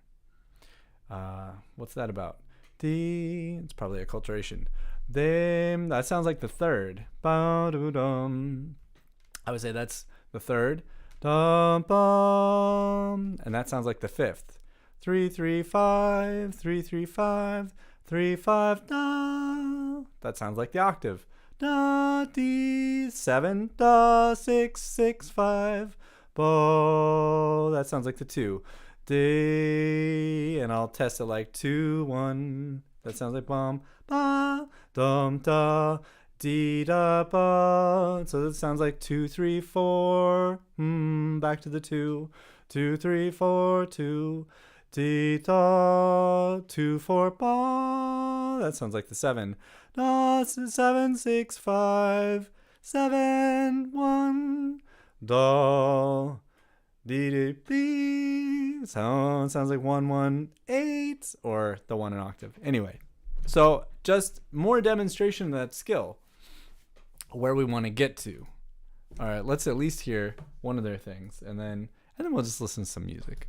always time to develop your ears, and it's such a crucial part of what we do as musicians, period, but especially jazz, improvisation, composition, all those kind of things. Yeah, I agree. I think I do more ear training away from the instrument now than I did, before. Just because now I spend so much time, practicing technique stuff or specific things to the piano. But, like you said, you can develop these techniques to really work on ear training away from the instrument. You don't have to do it all the time in your practice session. Now, that said, if you haven't put in those hours, right, now's the time. Exactly. Oh, and I should just say too, this is actually answering a question from one of our listeners. Oh, cool. Or actually one of our watchers. From Stein on YouTube, who put a comment for us. Did Yeah. you know we get comments on YouTube? I do know, because I check every day. Really? That's I don't. I just saw it on here, but I'm very interested and excited now that we're getting them. Yeah. And big shout out to YouTube, Google, of course, as always. Yeah. Catch us there. Or big shout out to our audio listeners. Shout out Don't to- shout out YouTube. Never heard anyone shout out because I'm pointing at Google. them at the camera. But yeah, exactly. Our core folks are audio podcasts. Yeah, totally. Our first love. Yeah. Okay, so number one is listen. Okay. That's weird. That is weird. But now this is really important, okay? I mean, this, like, we joke about listen being number one, but it's always true for when we use it. That we're not joking about. But for ear training, you have to listen. That should be obvious, but for some people it isn't. Like, they want to work on ear training first by going and plunking out notes on the piano, Yeah. by playing, whatever. Ear training is all about listening. That's what your ear's for. That's why it's called ear training. So you've got to get into a higher level of listening. Okay, so there is one more thing that I wanted to talk about. That this is a nice segue to. So we've heard that this is a fabulous. These guys have openstudiojazz.com, which is like an amazing jazz learning resource, and I've been a subscriber for years now for the piano part of it. Originally, I paid for everything. Now I just pay for the piano stuff. It's like I think I pay annually to try to save some money, but they have like tons of stuff, and they use SoundSlice for almost all of their stuff, which is great. And they have famous jazz pianists also that do stuff. Anyway, so the thing that I wanted to talk about here is the other thing that we can learn, even beyond just the pitch recognition, which is like, being able to hear a melody and go play it on our instrument. There is so much that we learn about music from copying, which copying as close as we can, which is hard to do, using our ears, not using our eyes, but using our ears. And I'll give you an example from earlier today, if you don't mind. So let's see. In order to do that, I will switch this to the other one. Do I still have it open? No, let me open it real quick. So I am, for the blues class, I'm transcribing a bunch of melodies to St. James Infirmary. And I'm transcribing 3 instrumental melodies and 3 vocal melodies. And it's really hard just to only, it's hard not to start practicing or get really into the stuff myself. So let's see. Why don't I see that? Because I picked the wrong one. Hang on one second, guys. Where is it? I guess it's that one.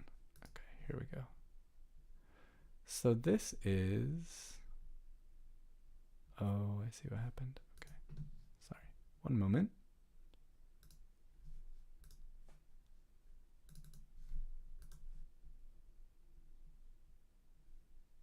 Still not... Oh boy, I broke it. Somehow I broke it. How did I do that? Arg. I was doing so good. Why don't I see?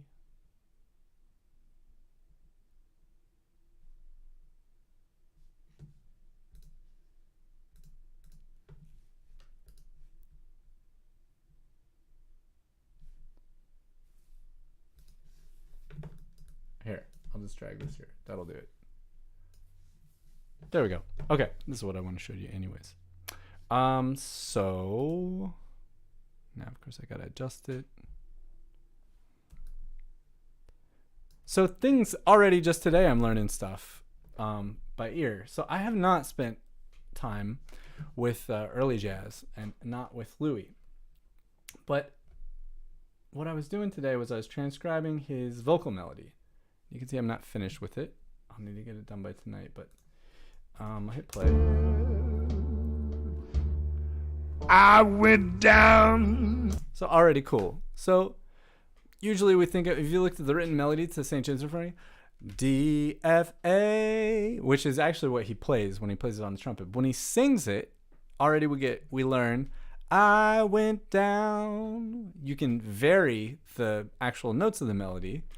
And it's a lot more forgiving if you're singing a similar rhythm, and a lot more forgiving if you have the lyrics. I went down, I went down, I went down to St. James. And you can't get too weird with it. You don't want to get too weird, rather. You could. But anyways, so there's one thing. But there's some other stuff. There's something specifically I want to point out. I went down to St. James Infirmary. Right there. So as I was listening over and over to this, just trying to write it properly, because it's, you can see this would suck to have to read.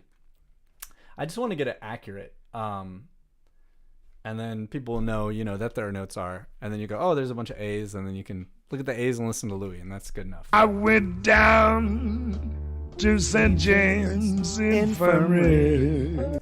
So one of the things I dug on is a few points in here. Louis does this thing where he surprisingly very quickly gets to the note. I'm going to repeat this measure right here. Down to St. James Infirmary. Down to St. James Infirmary. Down. That's a little weird. We'll start here. I went down to St. James Infirmary. I don't have it quite right, but I went down to St. James Infirmary. It's really, and I thought when I heard that, this note right here, where I have the orange, let's see, let me drag it over there. That one is coming up on the beat, and it's syncopated. But I thought, wow, that's really a Louis way of phrasing, and I never kind of put that together, that he does these, he has these real Louis-isms, and that's one of them. And it happens some other places. St. James Infirmary. James Infirmary.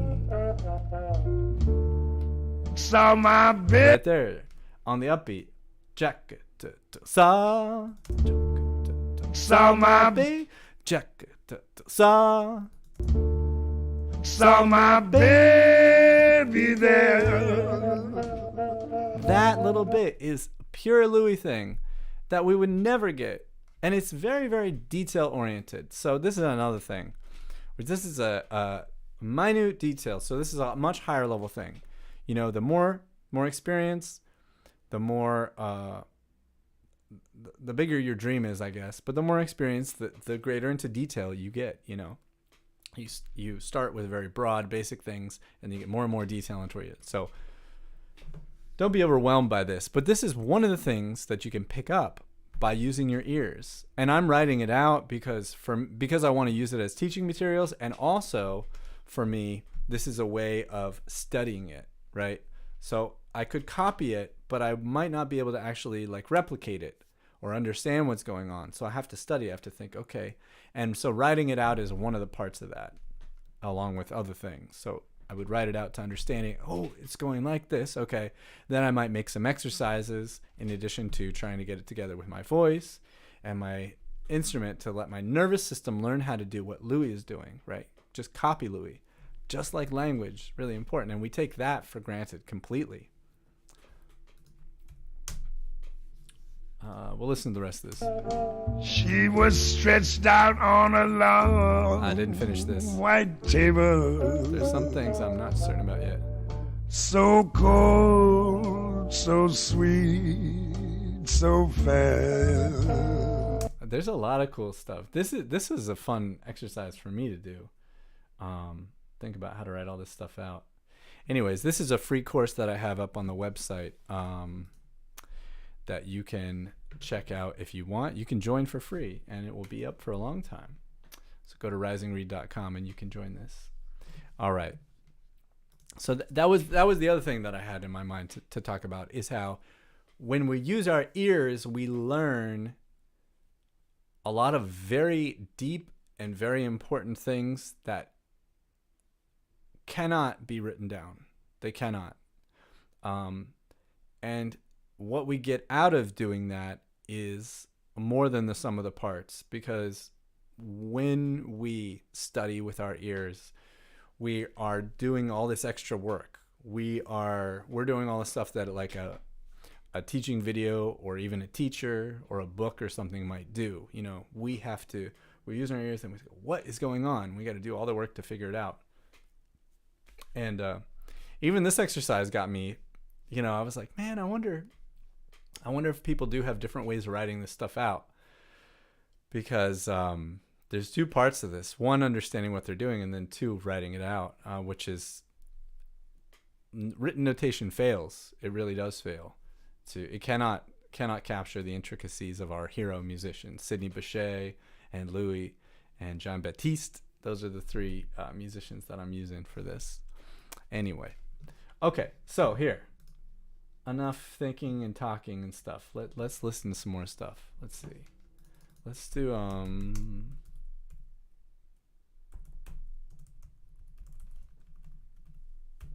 looking stuff up over here.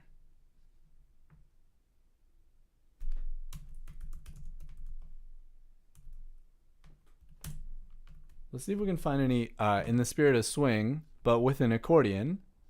Let's see if we can find any Tito Guidotti. There's this one tune called Stuff and Things. Yeah, let's listen to this one. And I wish I had some more recordings. I wish there were more recordings by him, Tito Guidotti, on the internet, and there isn't.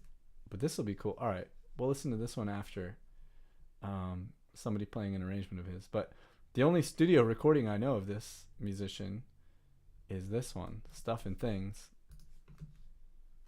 Has not been reissued.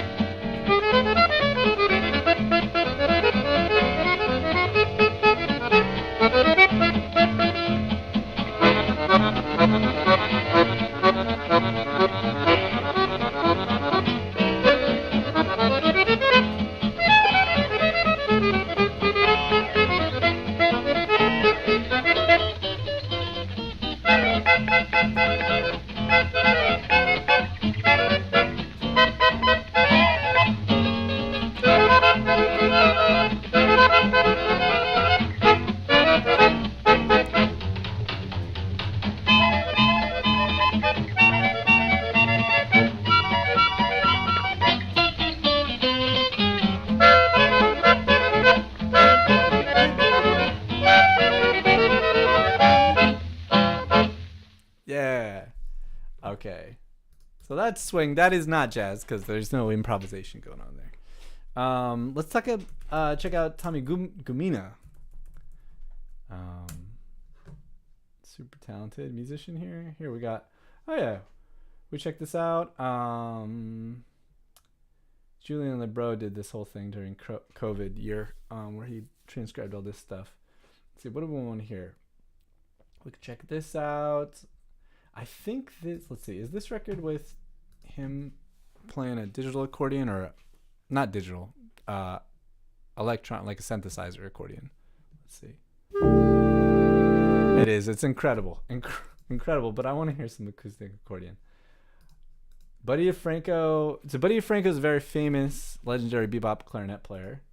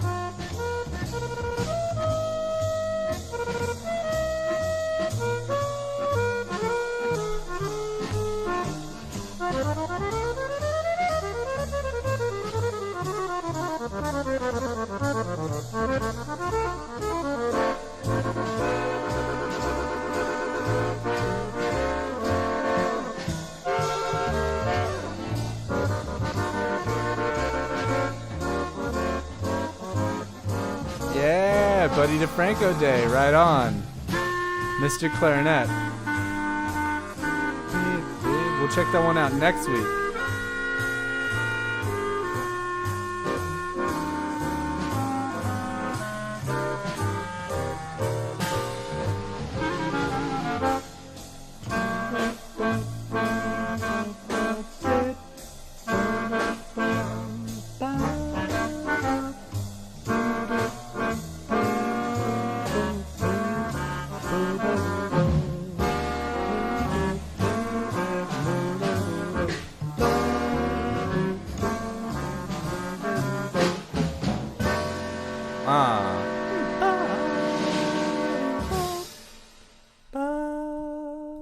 Cool. That's killing. All right. Hey, that ain't bad. Yeah, and JKMT Airy says they just had Buddy DeFranco Day in their shop. Mr. Clarinet is apparently a great album. I got to check that one out. Cool. I look forward to it. Well, we are upon the hour that the live stream ends on. That was cool. That was very cool. Man, that Winton thing, it's probably a lot of nostalgia. There's probably some Rosebud stuff going on for me, but wow, the band sounds so incredible. And the energy of everybody, and that moment, the production's great. That was really fun. I think we're going to continue that. We're going to make this a series. We'll make it through Marsalis on Music Volume 1. Bertie Wooster, you're welcome. Everybody, thank you so much. Bertie Wooster, thank you too for joining us. Work on yours. ABET, always be ear training, huh? So if you're a newbie, do pitch matching. Play a note on your instrument and sing it. And go from there. This is such a cool thing. I'll see everybody next Tuesday. We got a couple concurrent things going on. I think will it be a new month next week? April 30th? No, it won't. Not yet. But we'll have more Vallenato records, and we'll have more Wynton Marsalis, and we'll see what topic I want to come up with next week. But take care, everybody. Thanks so much.